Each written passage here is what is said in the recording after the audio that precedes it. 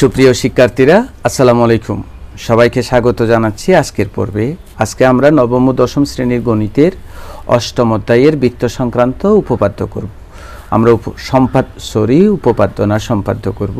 আমরা সম্পাদ্য নয় করব। এখন একটা সম্পাদ্য, কোনো নির্দিষ্ট ত্রিভুজের পরিবৃত্ত আঁকতে হবে।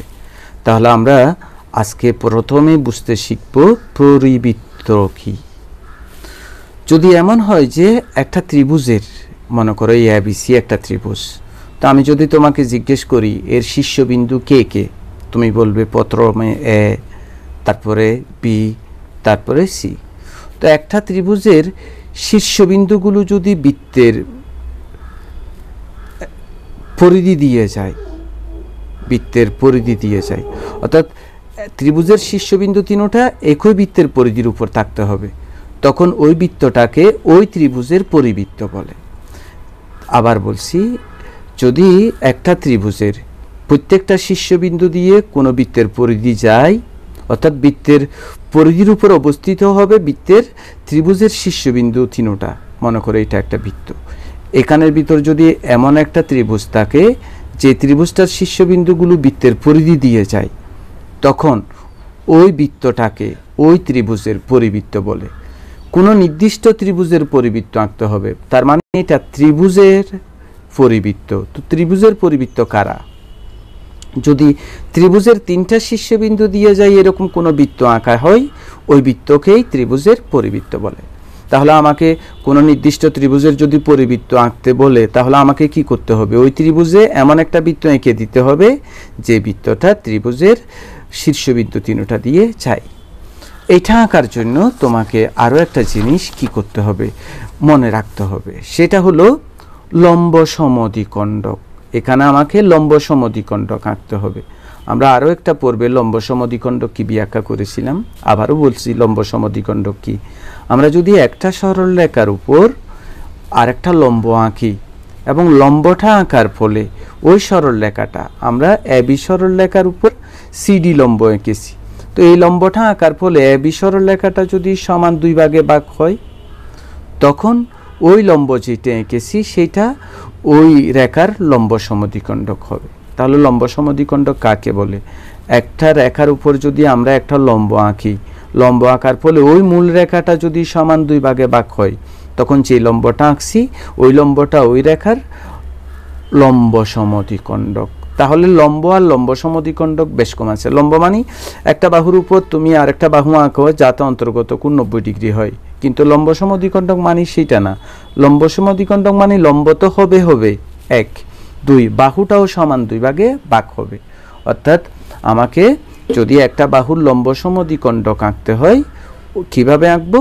ওই বাহুটার উপর এমন একটা লম্ব আঁকবো যাতে লম্বটা ওই বাহুটাকে সমান দুই ভাগে ভাগ করে।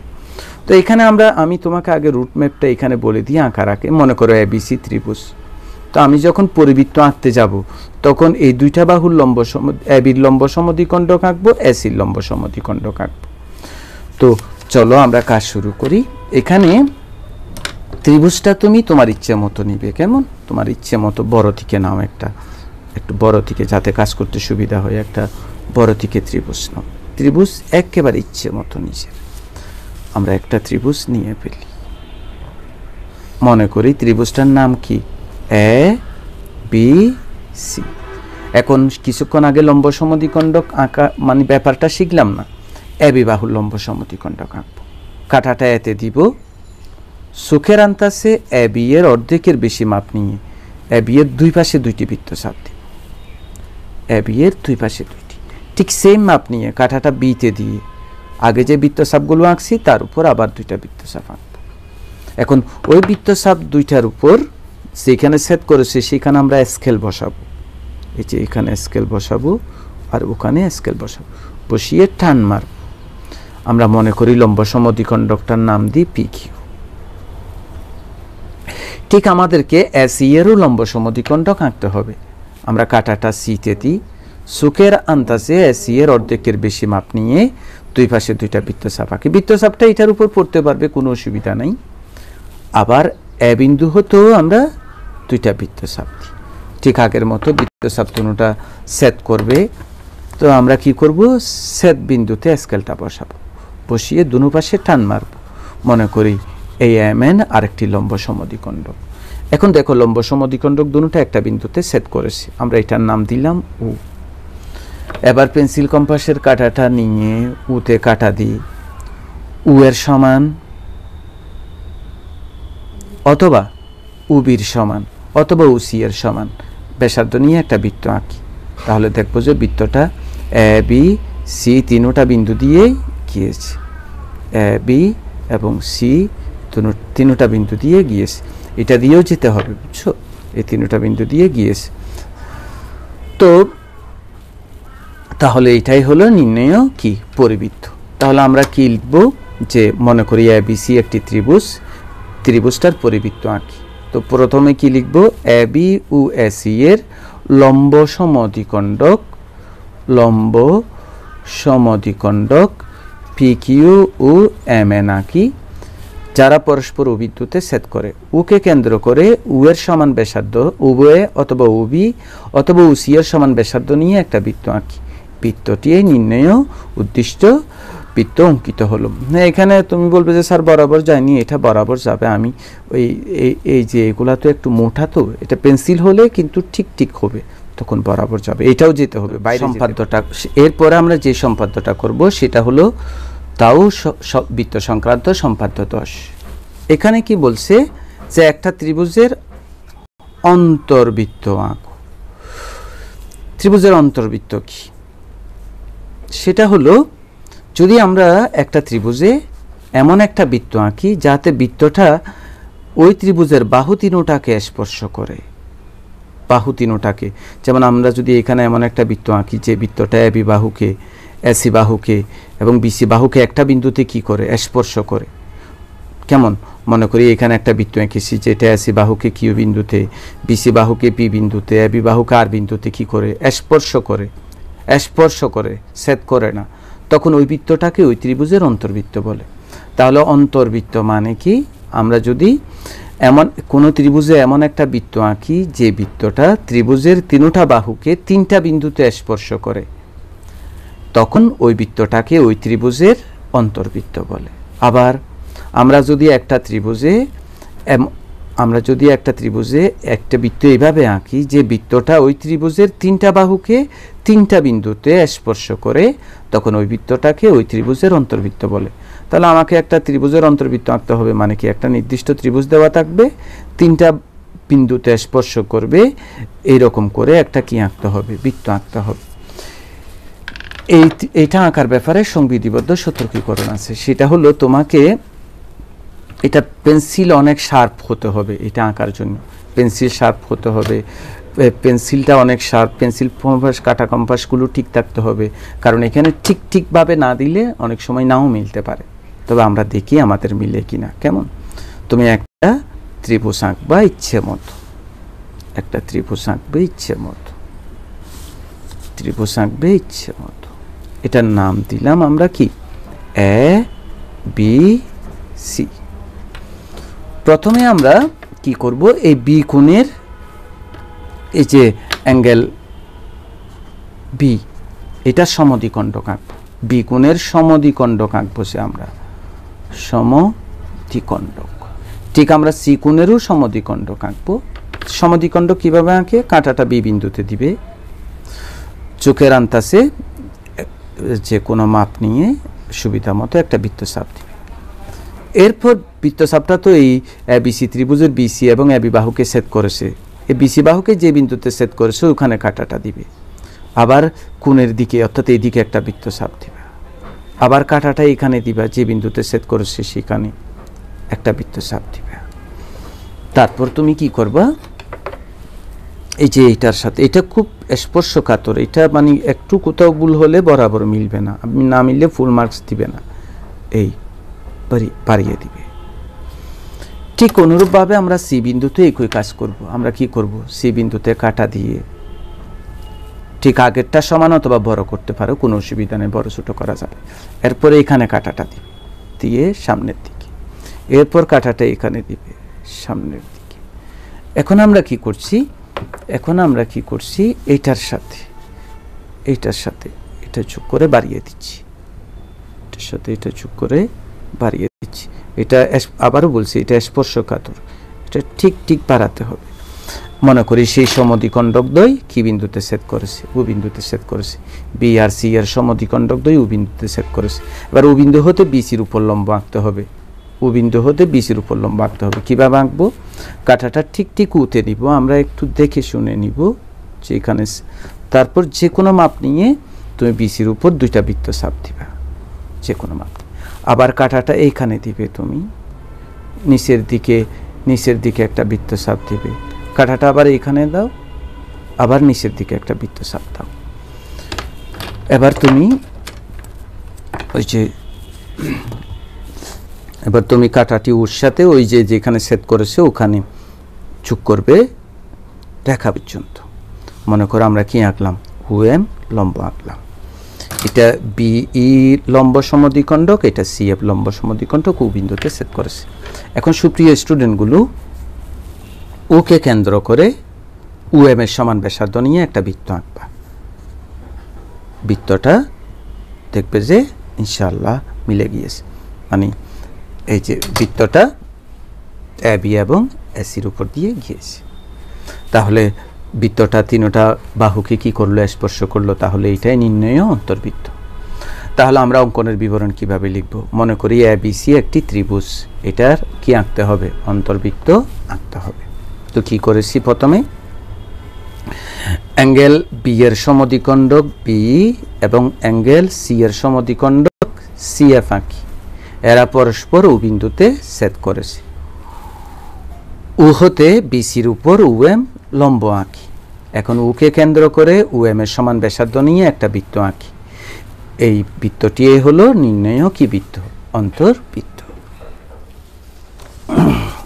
সুপ্রিয় শিক্ষার্থীরা, এরপরে আমরা আঁকবো সম্পাদ্য 11। এটা কি বলছে? একটা ত্রিভুজের বহির্বৃত্ত আঁকতে বলছে। তো বহির্বৃত্ত আবার কি? এটা যদি একটা ত্রিভুজ হয়, এখানে একটু মনোযোগী হতে হবে। আমরা যদি বিসি বাহুকে বাড়িয়ে দিই এবং এবি বাহুকে বাড়িয়ে দিই, একটা বাহুকে কিন্তু বাড়াই নাই, দুইটা বাহুকে বাড়িয়েছি আর একটা বাহুকে বাড়াই নাই। তো আমরা যদি এমন একটা বৃত্ত আঁকি যে বৃত্তটা ত্রিভুজের একটা বাহুকে এবং অপর দুই বাহুর বর্ধিত অংশকে তিনটা বিন্দুতে কি করে? স্পর্শ করে, তখন সেটাকে বলবো আমরা বহির্বৃত্ত। এটা কিন্তু খুব বুঝতে হবে। বহির্বৃত্ত কি? এটা ত্রিভুজের একটা বাহুকে এবং অপর দুই বাহুর বর্ধিত অংশকে তিনটা বিন্দুতে কি করবে? স্পর্শ করবে, তখন ওই বৃত্তটাকে ওই ত্রিভুজের বহির্বৃত্ত বলে। ত্রিভুজের বহির্বৃত্ত ত্রিভুজের বাইরে, বাট এটা একটা বাহুকে লাগলেই হবে না। এটা অর্থাৎ একটা ত্রিভুজের বাইরে আমি একটা বৃত্ত আঁকছি যে বৃত্তটা ত্রিভুজের একটা বাহুকে স্পর্শ করেছে, তাহলে হবে না। এটা শর্ত আছে। এটা শর্ত কি? ত্রিভুজের একটা বাহুকে স্পর্শ করতে হবে, অপর যে দুই বাহু আছে তার বর্ধিত অংশটাকে স্পর্শ করতে হবে। তাহলে এখানে তিনটা বিন্দুতে স্পর্শ করতে হবে বহির্বৃত্ত হওয়ার জন্য। ত্রিভুজের একটা বাহুকে, অপর বাহু দুইটার বর্ধিত অংশকে দুইটা বিন্দুতে যদি স্পর্শ করে, তখন তাকে আমরা বহির্বৃত্ত বলবো। তো আমাকে এখানে বলছে একটা নির্দিষ্ট ত্রিভুজের বহির্বৃত্ত আঁকতে, অর্থাৎ আমাকে এমনভাবে একটা বৃত্ত আঁকতে হবে যাতে ত্রিভুজের একটা বাহুকে স্পর্শ করে, অপর দুই বাহুর বর্ধিত অংশকে কি করে? স্পর্শ করে। তো এখানে আঁকার সময় একটু খেয়াল রাখতে হবে যে যেন ডানে জায়গা খালি থাকে, কারণ ডানে আমাকে একটু কাজ করতে হবে। তো আমরা প্রথমে কি করি? একটা ত্রিভুজ এঁকে ফেলি, ত্রিভুজটা ইচ্ছে মতো, তবে এই বাহুটা ছোট করে আঁকলে মানে বৃত্তটা সুন্দর হবে। এই বাহুটা ছোট করে নিবা, ডানের বাহুটা। তাহলে আমরা কি আঁকলাম? এবিসি একটা নির্দিষ্ট ত্রিভুজ। এই ত্রিভুজের এই বহির্বৃত্ত আঁকতে হবে। তো প্রথমে তোমাকে কি করতে হবে? প্রথমে তোমাকে বিসি বাহুকে বাড়াতে হবে। বিসি বাহুকে বাড়িয়ে দাও, ইচ্ছে মতো বাড়িয়ে দাও। বিএ বাহুকেও বাড়াতে হবে। মনে করো এটা বাড়ালে ই পর্যন্ত, এটা বাড়ালে এফ পর্যন্ত। এখন আমরা এই যে অ্যাঙ্গেল এসি ই হয়েছে এবং অ্যাঙ্গেল সি এ ই হয়েছে, এই দুটোটা অ্যাঙ্গেলের সমদ্বিখণ্ডক আঁকব। দুটোটার সমদ্বিখণ্ডক আঁকব। চলো দুটোটার সমদ্বিখণ্ডক আঁকি আমরা। তো কাঁটাটা প্রথমে সিতে দিই, যে কোনো মাপ নিয়ে একটা বৃত্তচাপ দিই। এখন দেখো এটা দিলে ভিতরে চলে যায়, এই জন্য এই বৃত্তচাপ এখন একটু বাড়াতে হবে, বাড়িয়ে সামনের দিকে একটা বৃত্তচাপ দাও। ঠিক এইটার মাপ নিয়ে এখানে কাটা দিয়ে সামনের দিকে একটা বৃত্তচাপ দাও। এবার আমরা কি করব, এটার সাথে এটা সামনের দিকে বাড়িয়ে দিই। ঠিক একইভাবে সিআই এরও সমদ্বিখণ্ডক আঁকবো। আমরা আবার কাটাটা এতে দিই, যে কোনো মাপ নিয়ে একটা বৃত্তচাপ দিই। এটাকে বাড়াইতে হবে, না হলে ভিতরে ঢুকে যাবে। তো বাড়িয়ে সামনের দিকে একটা বৃত্তচাপ দাও, ঠিক এখানে কাটা দিয়ে আর একটা বৃত্তচাপ দাও। এবার আমরা দুটোটা যোগ করে বাড়িয়ে দিই, এই দুটোটা যোগ করে বাড়িয়ে দিই। মনে করো এটা দিলাম এম, এটা দিলাম এন, পরস্পর ও বিন্দুতে সেট করেছে। এখন তোমাকে কি করতে হবে, ও বিন্দু হতে সিএফ এর উপর লম্ব আঁকতে হবে। তো আমরা কাটাটা উতে দিই, যে কোনো মাপ নিয়ে সিএফ এর উপর দুইটা বৃত্তচাপ দিই, আবার কাটাটা এখানে দিই, এটা নিচের দিকে কমিয়ে দাও, কোনো অসুবিধা নাই, কমিয়ে একটা বৃত্তচাপ দাও। ঠিক সেম মাপ নিয়ে আবার কমাইছো, ঠিক আছে, কিন্তু সেম মাপ নিয়ে দুটোটা দিতে হবে। এবার আমরা ওইটার সাথে ওইটা পর্যন্ত কি করি,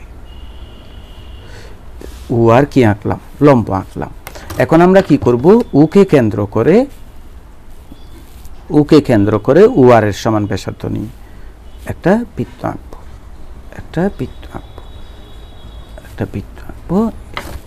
এটা কিন্তু যাইতে পারবে না, আমারটা চলে গিয়ে বাইরে গেলে হবে না, এটা স্পর্শ করতে হবে। তুমি আঁকলে স্পর্শ করবে, কারণ আমি এখানে যে বিন্দুগুলো নিয়ে এই দেখো, এগুলো একটু মোটা সোটা, ঠিক কারেক্ট হয় না।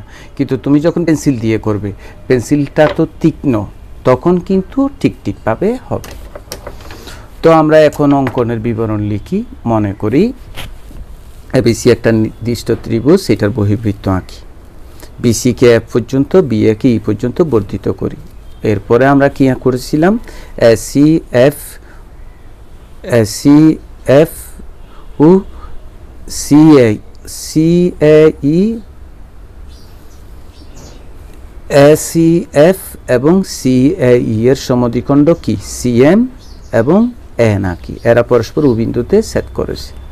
এখন কি করেছি, ও হতে বিএফ এর উপর ও আর লম্ব আঁকি। এখন ওকে কেন্দ্র করে ও আর এর সমান ব্যাসার্ধ নিয়ে একটা বৃত্ত আঁকি। এটি নির্ণয় বৃত্ত কি হলো, অঙ্কিত হলো।